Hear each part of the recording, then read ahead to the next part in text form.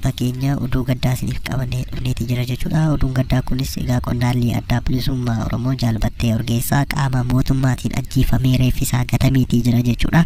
Egaa oduun kun oduu baay'ee nama gaddisiisuu fi gadda uummata Oromoo maratti labsedha jechuudha. Uummanni Oromoo yeroo ammaa kanatti goota isaa kana dhabee gadda guddaa itti dhagahame toora garaagaraatiin ibsachaatii jiru jechuudha. Akkuma beektan Jaalbattee Urgeessaa jechuun qondaala adda bilisummaa Oromooti.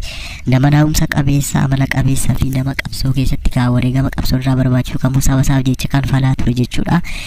Galanni qabsoo isaa kunis egaa qaama biyya bulchaa jiru mootummaa faashistii Bilisiginaa jedhee ofii waamu kanaan ajjeefameeti jira jechuudha. Namni kun nama Oromoo keessatti galma seenaa qabsoo Oromoo keessatti gahee isaa haala qabsoon barbaadu kamiinuu baachaatii ture jechuudha.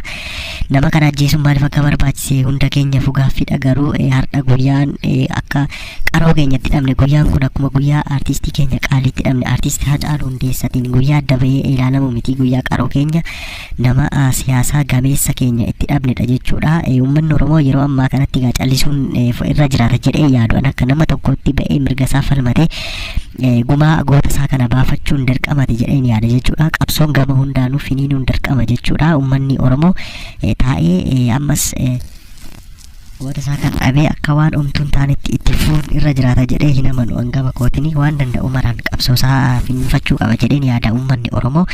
Jaalbattee Urgeessaan egaa bakka itti dhalateetti kan inni ajjeefame qaama mootummaatiin ajjeefame kan inni gatame jechuudha. Ni yaadatti yoo ta'e guyyoota muraasa dura hidhameeti ture jechuudha. Jaalbattee Urgeessanii osoo intarviyuu gochaa jiruuti kan inni hidhame jechuudha. Jaalbattee Urgeessanii hidhamee mirga wabii qarshii 100,000tiin mana murtii irraa gadi lakkifameeti jechuudha. Jaalbattee Urgeessaan ajjeefamee kan inni gatame Jaalbattee Urgeessaan ajjeefamee kan inni gatame badii qabaatee osoo hin taane yookaan yakka tokko qabaasee osoo hin taane waan mirga Oromoof falmuuf, waan dhugaa Oromoo dubbatuuf, waan dhugaa hin qabneef warri isaan fuuldura dhaabachuu hin dandeenye egaa du'aatiin isa injifachuu waan danda'an itti fakkaate goota onneen barbaadaa kana duraa wareeganiiti jiru jechuudha. Egaan uummanni Oromoo yeroo ammaa kanatti goota isaa qaalii isaa kanallee haala gaariitiin gaggeessaa gootaa godhee fi akka inni awwaalu abdii guddaa irraatii qabna jechuudha. Gareen biyya bulchaa jiru kun akkuma beektan namoota isaan fuuldura dhaabachuu danda'an isaan kan isaan hidhuu fi ajjeesuudhaan kan isaan ittiin dhugaa isaa fuuldura dhaabatanii morman waan hin qabnee fi kan isaan ajjeesaatii jira jechuudha.